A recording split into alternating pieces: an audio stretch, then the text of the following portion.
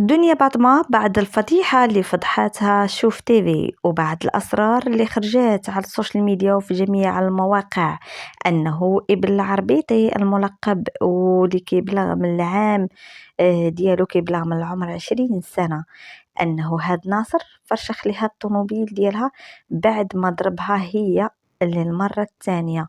المرة الأولى بعد ما هرس ليها سنانها، والمرة الثانية كذلك بعد ما هرس ليها حتى السيارة. وراكم شفتوا الرونج الكحلة اللي خرجات، وكيقولوا الفانزات ديالها أنه رجل الأعمال والخطيب الجديد ديال دنيا باطمة هو اللي عطاها أو هداها هاد الرونج بعد ما تفارقات مع الناصر. وكيقولوا أنه ما عندها ما دير بالرجال لأنه ما عندهاش الزهر فيهم. شوفوا اش وقع عليها مع محمد ترك، واش وقع عليها مع واحد قبل من ناصر، واش وقع عليها مع ميسي، وخلاص اش يوقع عليها مع هذا اللي اصلا نايضه مو اخته كتجري وكتجاري وكتقول لها والله ما تاخديه، وكتقول لها عطيه اتساع لانه صغير عليك. وما يشرفناش انه وحده صاحبه الحساب ديال حمزه موبيبي وراء واحد الخلفيه ديال واحد التشهير والابتزاز وعليك واحد السنه مستحيل تكوني شرف لينا وشرف العائله ديالنا. هادو كاملين اخبار خرجاتهم شوف تيفي لانه كتواصل مع العائله ديال العربيطي وواقفه تابعه دنيا باطمه في الحفلات ديالها في الكباريهات ديال الشمال بعد ما صورتها، والفيديو موثق ديال انها كتقول لبنادم رجعوا اللور وما تبقاوش تقيسوني، وبكل نرفزه ولات واحد الاسبوع دوزاتو في الجحيم. ولكن خرج واحد الصحافي حسن مولوع ايضا وكيقول لماذا لم يتم تنفيذ الحكم في حق المغنية دنيا باطمة المحكومة بسنة حبسا نافذا؟ هل هي بنت الفشوش أم تتمتع بحصانة استثنائية؟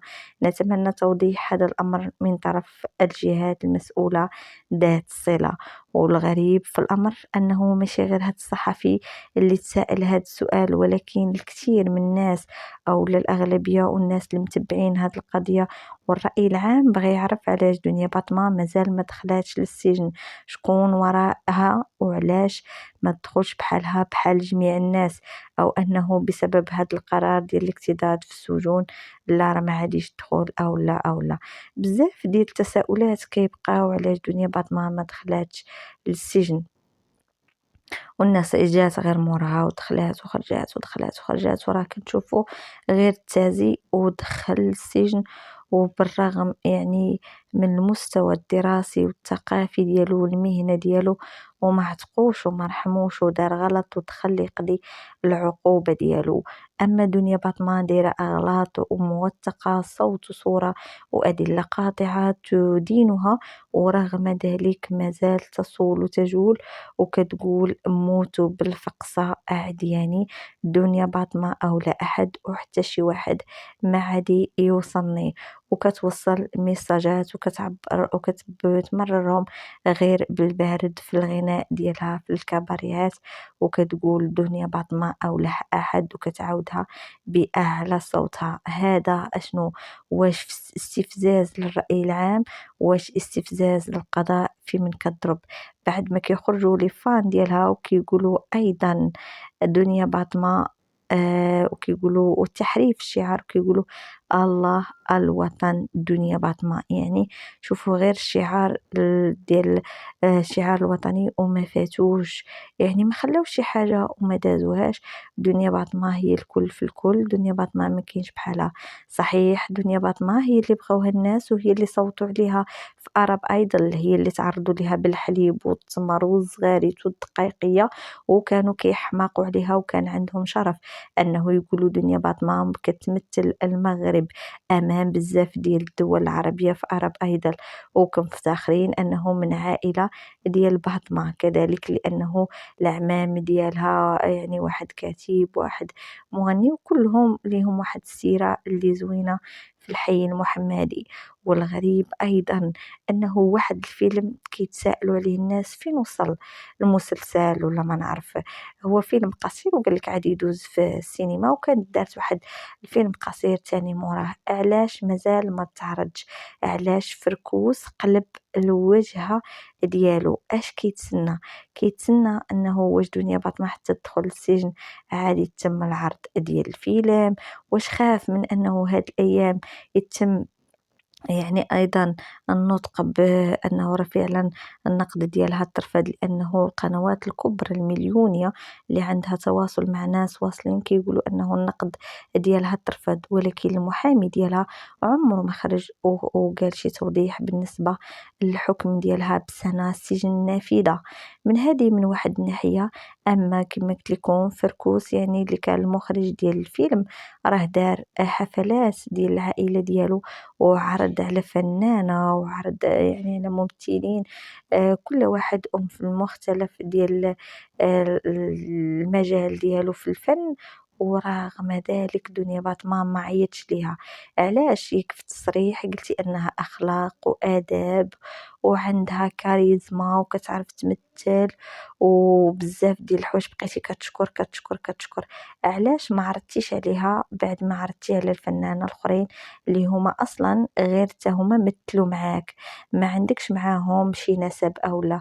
حتى دنيا باطمة مجدتيها قدام الناس وقلتي كتعرف تمثل ومربيه وهادي وهادي، وخالفتي شي حوايج اللي باقين الناس كيقولوا هي مازال ما اعتذراتش للمغاربه، مازال ما قالش انني انا درت واحد الخطا، مازال كتعاود نفس الاخطاء اللي كانت نهار باغي تصدر الحكم ديالها خارجه كتقول انا بريئه انا والاخت ديالي، اشنو مالنا وما نخافوش. وفي نفس النهار تصدر الحكم على اخت ديالها بسنه وهي 8 اشهر لانه كان ب20، هو اللي خدا يترافع عليها وهي ما تبقاش تجي لانه حامله.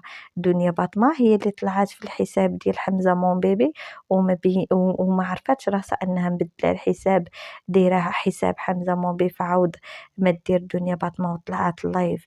دنيا باطمه هي اللي خرجت وقالت للمغاربه انا غادي نحرقكم، وقالت للبنات ديال الانستغرام انني انا غادي نشدكم كاملين وما كرهتش نديركم في واحد الابارطومون ونحرقكم كاملين.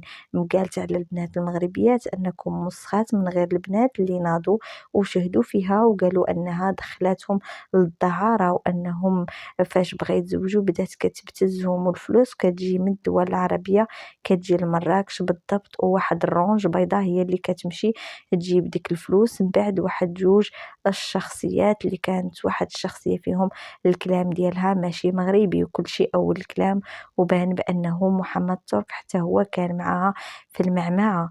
هادشي كامل بشهادات ديال الناس اللي كانت كتشهد في غلامور في سكينه وفيها وفي ابتسام وفي بزاف ديال الناس، حتى جات سعيده شرف وحذفات ليهم هذاك التواصل اللي غادين فيه وداك الخبث اللي غادين فيه.